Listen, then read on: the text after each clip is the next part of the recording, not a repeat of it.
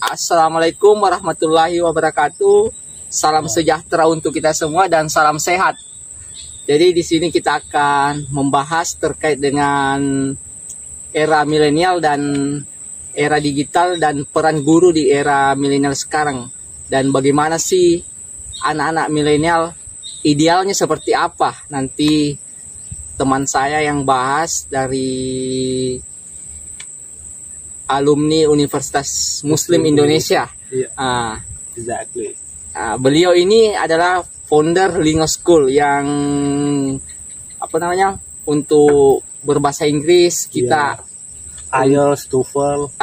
IELTS, TOEFL, dan beliau mengajar dan pernah di kampung Inggris ya. Iya, di kampung Inggris sekali. Betul ya. Berapa tahun di kampung Inggris? Di sana hampir 4 tahunan lah. 4 tahun? Ya, sambil belajar dan mengajar di sana. Sempat mengajar juga. Sempat mengajar. Mantap. Ya, spending time lah. Ya, almost 4 year atau 4 tahun. 4 tahun, lumayan itu. Kalau 4 tahun pengalamannya sudah pasti di bidang bahasa Inggris. Jadi kakanda aku ini berminat ya di bidang edukasi. Betul sekali. Iya. Jadi nanti kita akan membahas dan mengupas tuntas bagaimana peran milenial di era digital sekarang dan juga bagaimana peran guru. Begitu, yang idealnya seperti apa. Nanti kita bahas dan saya persilahkan kakanda aku memperkenalkan. Oke, perkenalkan, nama saya Agus Pan dan biasa teman-teman saya memanggil Agus. Iya, beberapa dari pengalaman saya itu alumni Universitas Muslim Indonesia atau biasa dikenal UMI ya. UMI Makassar. Ya, di Makassar. Ya, dan di sisi lain saya pernah aktif di beberapa organisasi tentang education. Laskar Pengajar Indonesia, mostly itu adalah NGO atau bisa dikatakan juga non-government. Pengembangan anak-anak di sana. Si masyarakat umum, entah itu dari formal maupun non formal. Iya, dari situ ya. Itulah yang saya kembangkan sekarang ini. Ya. Nanti kalau untuk teman-teman untuk mau join di Lingo School, nanti DM atau chat saya pribadi untuk secara langsung. Beliau ini membuka secara online dan offline ya. Online dan offline. Offline. Nanti ada juga Instagramnya, nanti dilihat-lihat di situ. Bisa dilihat di lingoschool.id. lingoschool.id. Iya, iya. Dan sebelum itulah riwayat singkat beliau selama kuliah dan setelah kuliah.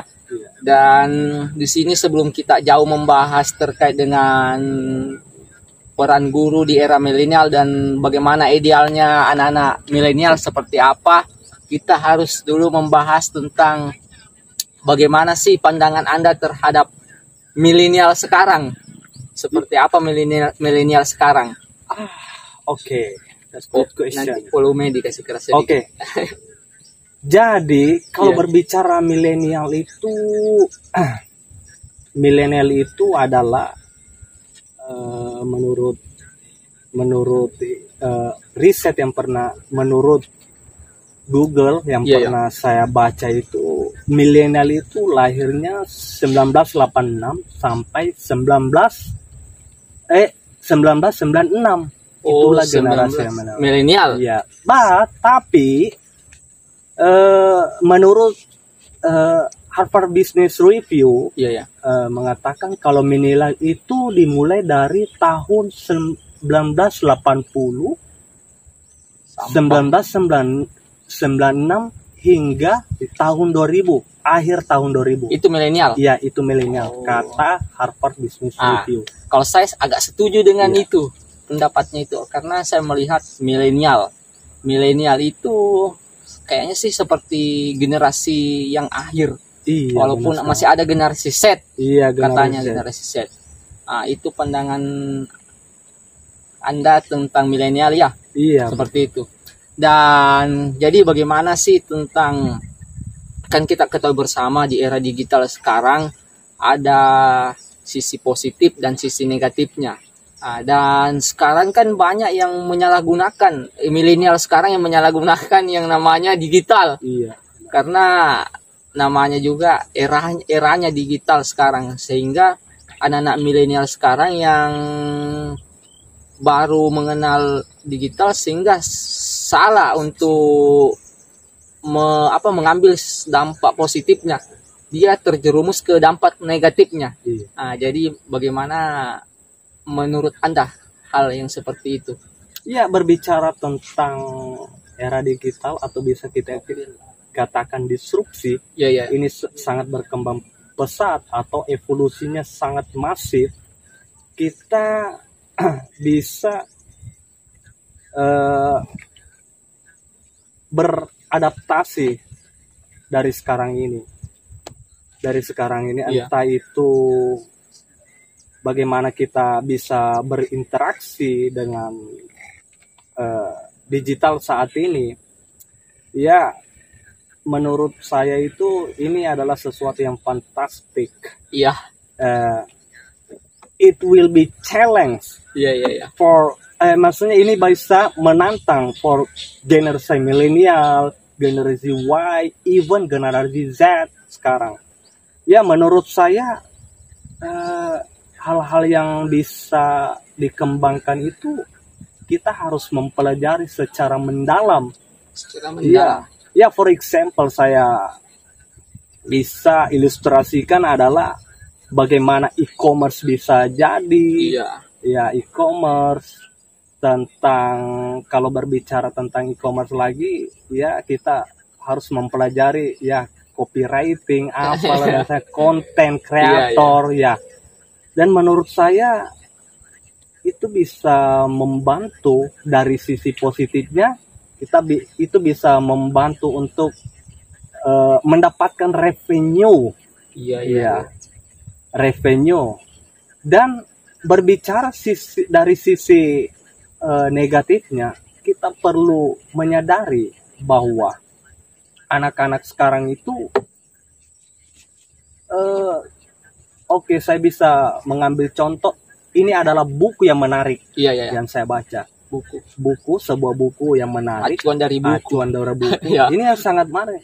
Kebetulan ini ada si TikTokers. Iya.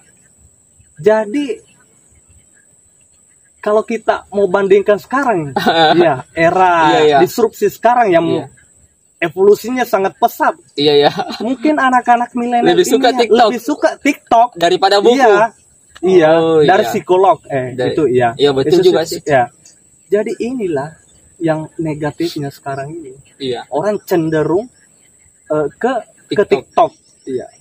Dan mostly itu yang sangat real. Iya. Dan mostly orang-orang itu habitnya itu ya memang sudah ini habitnya seseorang itu sudah di TikTokers ya. Ya, keenakan nge-scroll ini konten. Dan kamu tahu nggak kalau orang adiktif ke TikTokers itu kecerdasan buatan itu, atau kita bisa katakan algoritma. Nah, itulah algoritma. Contoh, kita suka dangdut, sering scroll, minimal durasinya ya 1 menit lah kita scroll dangdut. Dan itu kita dibaca oleh robotnya si TikTok ini. Bahwa dia menyukai hal ini, jadi kita diberikan terus. Betul sekali. Ketika kita sering melihat hal-hal yang negatif, otomatis TikTok ini membaca bahwa kita menyukai hal yang seperti ini. Betul, itulah namanya algoritma. Dalam Kominfo itu di bubble dia, disaring, difilter. Iya, benar sekali. Di Kominfo. Ya, jadi mungkin itulah sisi negatifnya. Iya, betul. Iya. Jadi seperti itu ya. Jadi memang era sekarang kalau kita berbicara dampak negatifnya sangat bahaya. Iya. Dan kalau kita berbicara dampak positifnya sangat luar biasa. Iya, sangat luar biasa. Ketika era milenial sekarang kan potensi anak-anak era milenial sekarang ini sangat pekerjaan itu mudah didapatkan di Iya. era milenial dari segi Instagramnya, YouTube-nya, Iya, YouTube. ketika diambil dari sisi positifnya, dari TikTok-nya. TikTok, betul. Jadi anak-anak era milenial sekarangnya berpotensi menjadi artis menurut saya. Betul, Dari betul. YouTubers, Iya. TikTokers dan terus Instagramers. bloggers. Itu. Betul sekali. Itu kehebatan anak-anak milenial sekarang. Iya. Begitu. Jadi potensi untuk sukses anak milenial sekarang lebih memungkinkan. Iya. Begitu. Dan terkadang kita yang tidak melihat peluang itu, atau guru-guru di era 80-an yang tidak melihat kehebatan anak-anak milenial, terkadang cenderung melihat sisi negatifnya saja. Iya. Padahal itu ketika anak-anak melakukan dia main di TikTok, ketika itu positif, itu bisa saja jadi peluang untuk mendapatkan uang. Iya, situ. betul sekali. Maka pentingnya kita harus memahami situasi di era digital sekarang. Iya. Peluang Di media, cara menjual, cara marketing, jadi marketing agensi, ya itu bisa saja anak-anak introvert itu yang dulunya malu-malu aktif di sosial, di forum. Iya. Ini kesempatan besar untuk Iya, betul. aktif di medsos. Iya. Ya, itulah pendapat saya. Jadi hebatnya era digital sekarang ketika kita gunakan melihat peluang. Gitu. Dan jadi kan ada anak-anak di era milenial sekarang kan, menurut saya ini banyak pandangan melihat sisi negatifnya saja. Dan kakandaku ini bisakah melihat idealnya anak-anak milenial itu seperti apa secara idealnya seperti apa sih yang anak milenial sekarang untuk mendapatkan idealnya seperti apa? Berbicara tentang ideal, Iya. itu kita harus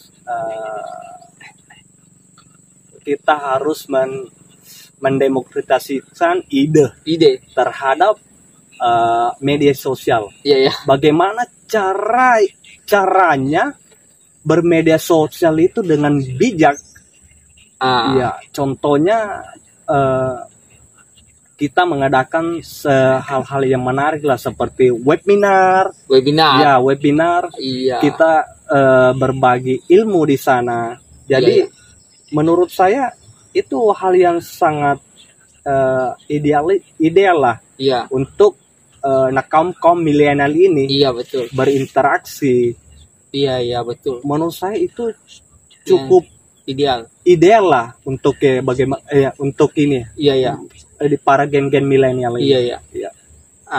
Membahas tentang edukasi. Iya. Edukasi. Jadi kita bahas sedikit terkait dengan ini era milenial.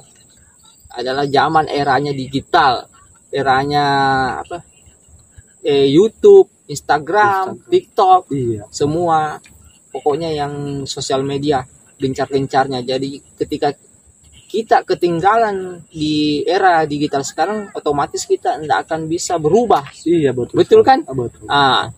Kita melihat perbedaan zaman guru di era 80-an. Nah, dengan sekarang itu berbeda sekali. Guru yang sekarang terkadang berbeda sekali umurnya dengan yang diajar di anak SMA. Anak SMA itu kelahirannya mungkin kelahiran tahun 2009 atau 2010? 2009. 2009 lah. Nah, sementara yang mengajar mungkin saja kelahiran tahun 80-an. 80-an, iya. Iya ya. Ya betul kan? Menarik nih.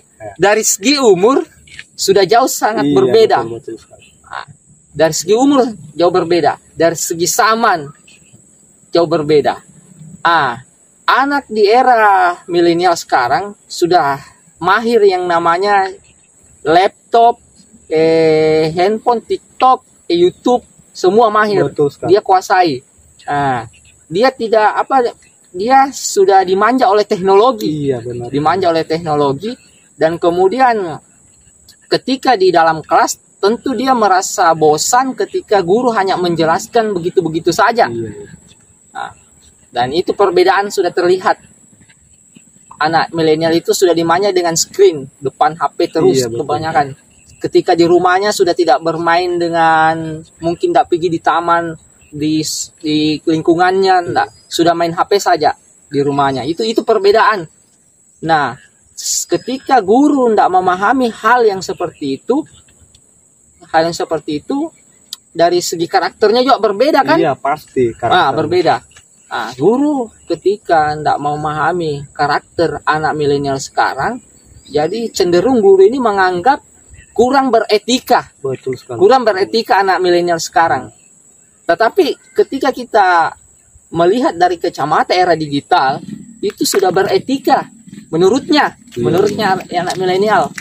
Nah, itu misalkan kalau guru beranggapan anak milenial sekarang itu kebanyakan kurang beretika. Iya.